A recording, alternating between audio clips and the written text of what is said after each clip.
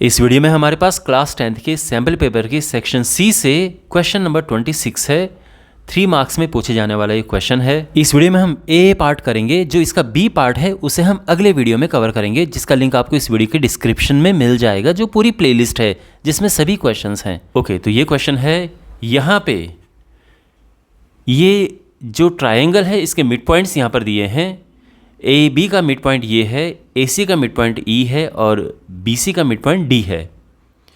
हमें प्रूव करना है कि जो ट्राइंगल एफ बी डी यानी जो ये वाला ट्राइंगल है वो सिमिलर है ट्राइंगल डी ई एफ यानी इसके। एक तो इन दोनों को सिमिलर प्रूव करना है, दूसरा जो डी ई एफ यानी जो अंदर वाला ये ट्राइंगल है ये सिमिलर है ए बी सी, ये पूरे ट्राइंगल के, ये नहीं प्रूव करना है। ठीक है, तो देखो सिमिलैरिटी के जो रूल होते हैं, यानी जिन रूल से सिमिलैरिटी प्रूव होती है, उनमें एक रूल है A angle angle rule of similarity. यानी अगर दो ट्राइंगल अगर हमारे पास हैं और हमें ये पता चल जाए कि इनके दो एंगल्स इक्वल हैं, यानी ये एंगल इसके इक्वल हो गया, ये वाला एंगल इसके इक्वल हो गया, तो हम इन दोनों ट्राइंगल्स को सिमिलर कह सकते हैं। यही हम यहाँ पर करेंगे।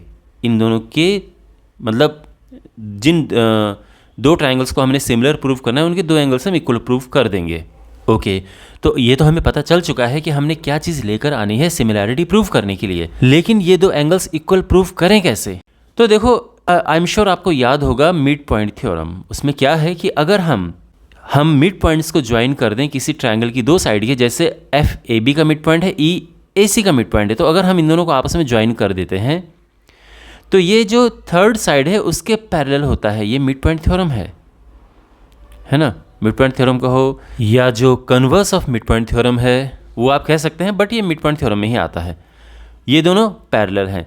इसके अलावा इसी तरह से ये भी मिड पॉइंट है, तो ये दोनों भी आपस में पैरेलल हो गए, ये और ये, तो हमारे पास ये पैरेलल हैं। तो यहाँ पे बिकॉज ये और ये पैरेलल हैं तो ये एंगल इसके इक्वल होगा, ऑल्टरनेट इंटीरियर एंगल्स। इसी तरह से बिकॉज ये दोनों आपस में पैरेलल हैं तो ये एंगल और ये एंगल आपस में इक्वल होंगे, अगेन ऑल्टरनेट इंटीरियर एंगल्स। और अब आप देखो एंगल ये इक्वल है, इसके अलावा ये एंगल ये इसके इक्वल है, तो एंगल एंगल रूल से ये दोनों ट्राइंगल सिमिलर हो गए। ओके, और फिर ये भी आराम से ईजिली प्रूफ हो जाएगा। तो आई एम श्योर आपको बेसिक आइडिया लग गया होगा कैसे हमने इसमें आगे बढ़ना है। तो अब इसको प्रॉपर तरीके से लिखते हैं। तो in triangle A B C, since F and E are the midpoints of A B and A C respectively, तो इससे क्या होगा, एफ ई पैरेलल हो जाएगा बी सी के, और रीज़न हम सिंपली क्या देंगे, मिड पॉइंट थ्योरम। तो ये पैरेलल हमने इनको प्रूव कर दिया है। ठीक है, ये दोनों पैरेलल हैं। अब ऑल्सो यहाँ पे डी बी सी के का मिड पॉइंट है और ई ए सी का मिड पॉइंट है, तो वो हमने यहाँ पे लिख दिया है। तो उससे क्या होगा, उससे ये जो है यानी मिड पॉइंट्स, इन वाले मिड पॉइंट्स को जब हम ज्वाइन करेंगे तो वो इसके पैरेलल हो जाएगा।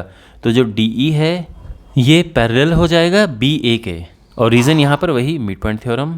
तो अब यहाँ पे सिंस ये और ये पैरेलल हैं, ये और ये पैरेलल हैं, तो जो बी डी ई एफ है ये एक पैरेललोग्राम बन रहा है। पैरेललोग्राम किसे कहते हैं, जिसके ऑपोजिट साइड्स पैरेलल होती हैं।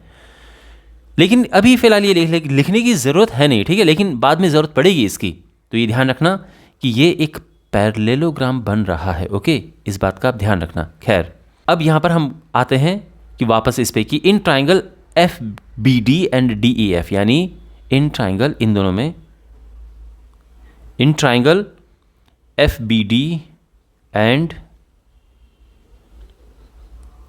दूसरा ट्राइंगल क्या है, डी ई एफ।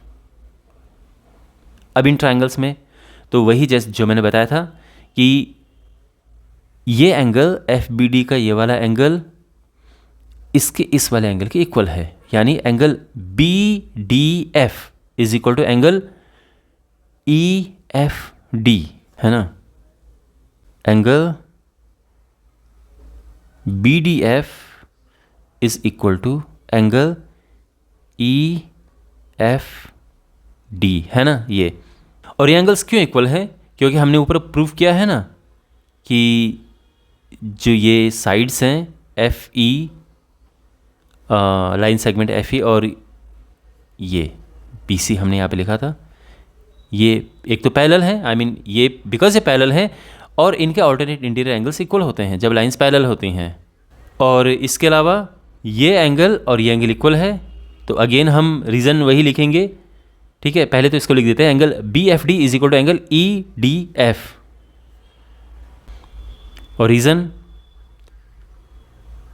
वही बिकॉज ये पैरेलल है, जो ये लाइन है बी एफ ये पैरेलल है डी ई के, है ना, ये दोनों पैरेलल है। भाई बी एफ लाइन कहो या बी ए लाइन कहो, बात एक ही है, तो ये आपस में पैरेलल हैं and alternate interior angles are equal. Okay, तो देयरफॉर हो गए दो एंगल्स इक्वल, तो हम कह सकते हैं therefore triangle F B D is similar to triangle D E F. किस रूल से? By A rule.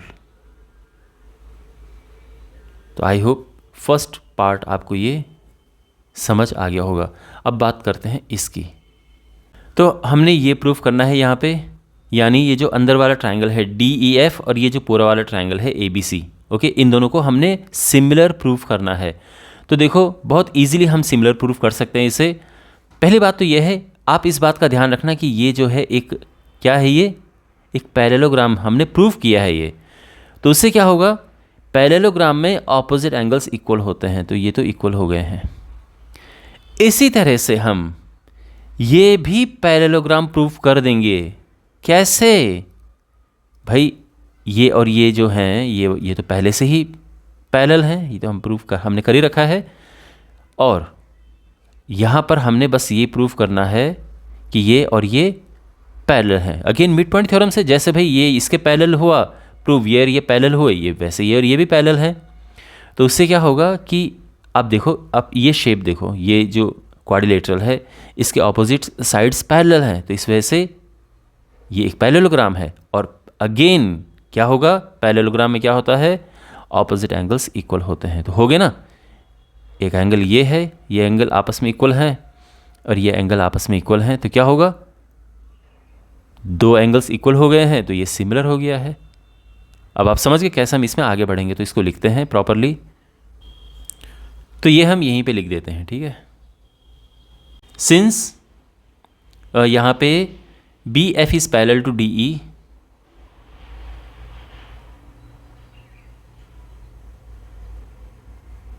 And B D is parallel to F ई,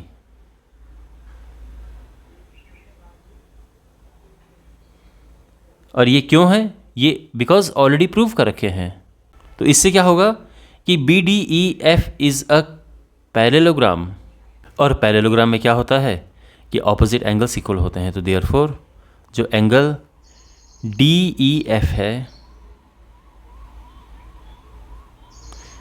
ये इक्वल हो जाएगा किसके, इस एंगल के, एफ, ये वाला जो एंगल है, एंगल में ए बी सी लिख रहा हूँ, आई मीन मैं बात कर रहा हूँ इस एंगल की और इस एंगल की, ये आपस में इक्वल हो जाएंगे। यानी ये है एंगल डी ई एफ, ये हो जाएगा एंगल एफ बी डी के, और एफ बी डी का मतलब क्या है, और एंगल ए बी सी के। भाई एफ बी डी और ए बी सी बात एक ही है ना, ये दोनों सेम ही एंगल हैं, यही एंगल है, इसे हम ध्यान में रखेंगे, ठीक है। तो एक एंगल तो इक्वल प्रूफ हो गया है, अब हमने दूसरा एंगल इक्वल प्रूफ करना है, और उसके लिए हमने ये और ये इक्वल प्रूफ करने हैं। तो ये फिर से हम क्या करेंगे, इसको एक पैरेललोग्राम प्रूफ कर देंगे। तो यहाँ पे पैरेललोग्राम प्रूफ करने के लिए ये तो हमारे पास पहले से ही है, ये हम ऑलरेडी प्रूफ कर चुके हैं, बस हमने इन दोनों को पैरेलल प्रूफ करना है, जो कि हम इजीली कर सकते हैं। अगेन वही मिड पॉइंट थ्योरम से। भाई यहाँ पे जैसे डी बी सी का मिड पॉइंट है, एफ बी ए का मिड पॉइंट है, तो जो डी एफ जाएगा वो सी ए के पैरेलल होगा, सी ए यानी सी ई के, तो ये दोनों पैरेलल हो गए। इससे क्या होगा कि ये जो है यानी ये डी सी ई एफ ये एक पैरेललोग्राम बन जाएगा, और इससे क्या होगा, ऑपोजिट एंगल्स इक्वल होंगे। तो हम कह सकते हैं कि angle D F E, therefore angle D F E, ये इक्वल है एंगल, ये वाला एंगल ये है ई सी डी, या फिर ई सी डी को हम एंगल ए सी बी भी कह सकते हैं।